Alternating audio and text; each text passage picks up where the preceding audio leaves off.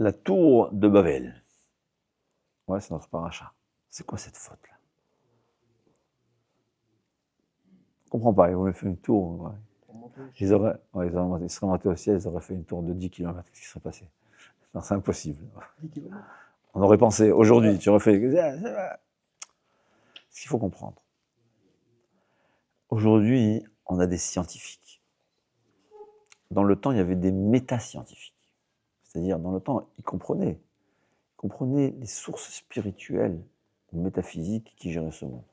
Aujourd'hui, on vous dira que dans une cellule, ce que j'ai lu, je ne vais pas dire des bêtises, mais ce que j'ai compris, ouais, que tu vois une cellule, comment elle fonctionne, on dirait qu'il y a une intelligence interne. Ouais. Elle est attaquée, c'est quoi? C'est ce que nos sages nous disent, il y a un malhar. C'est quoi un malhar? Une force spirituelle qui gère une cellule.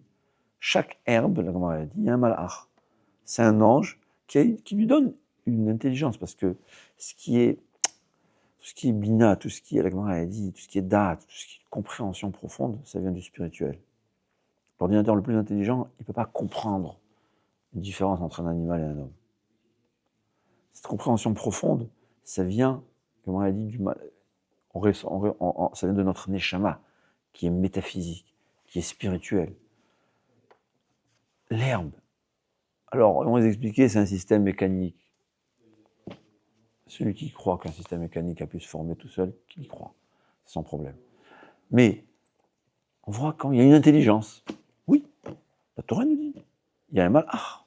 C'est quoi un malhar? Un côté métaphysique de chaque herbe. Au point où on a dit que si on coupe un arbre, il pousse un cri que si on pouvait l'écouter, il aurait été d'un bout du monde à l'autre. Et c'est pour ça que d'après la Kabbalah, on n'a pas le droit de même enlever une feuille s'il n'y a pas une nécessité, ou tuer même un insecte. S'il y a une nécessité à l'homme, alors Akadosh Baruch Hu a soumis la nature à l'homme. Il lui a dit, fais attention, ne la détruis pas, ne l'abîme pas. Et pas seulement l'abîme pas, il faut l'entretenir, comme on a dit. Mais c'est sûr que on n'a pas... j'ai perdu le fil. Je m'excuse. Ne pas enlever une feuille. Ouais, c'est-à-dire parce qu'il y a un ange. Et donc, il y a un monde spirituel, métaphysique, qui gère chaque herbe. Moi, je dirais, c'est écrit nulle part, parce que le Koubalim ne les connaissait pas. Peut-être qu'ils connaissaient, mais ils ne disaient pas. Même chaque microbe, il a un ange. Il a un côté métaphysique, qui est un ange, c'est pas un envoyé d'Hachem, qui le gère selon la volonté d'Akadosh Baruch Hu. Et donc, cette tour de Babel, c'était pas comment on s'imagine quelque chose, on va faire une tour physique pour lutter contre Hachem.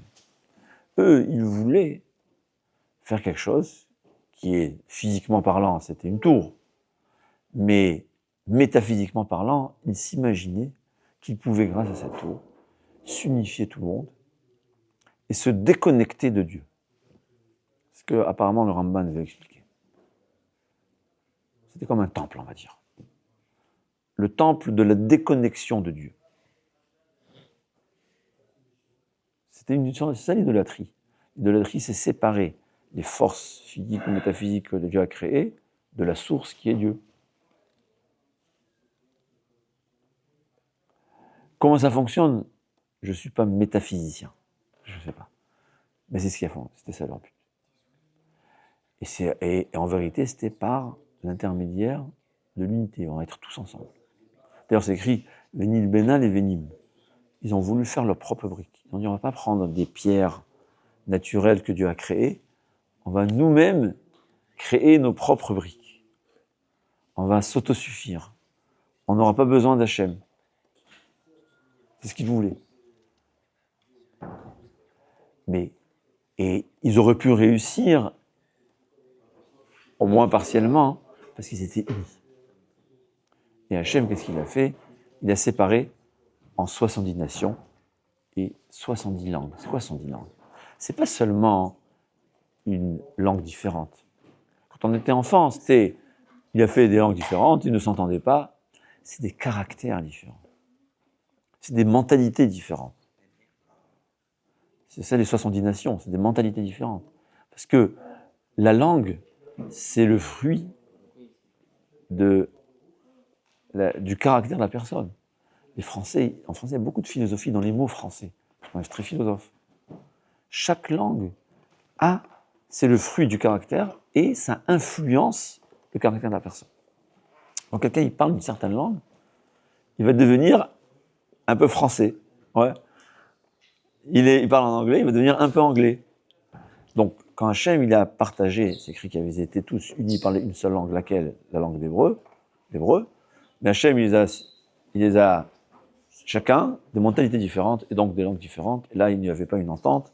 Et c'était pas possible de s'unifier pour lutter contre Akadosh Baruch. D'ailleurs, c'est écrit que Mina Haaretz Sahi Yatsa Ashur.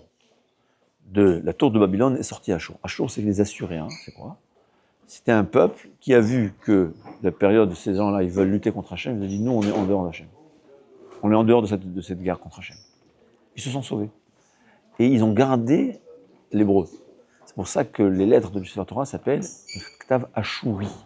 Parce que dans le temps, c'était le seul peuple qui avait gardé l'hébreu avec les lettres hébraïques. Aujourd'hui, ils ont disparu. C'était un peuple qui a dit non. Nous, on ne veut pas lutter contre Kadosh Baruch. Voilà.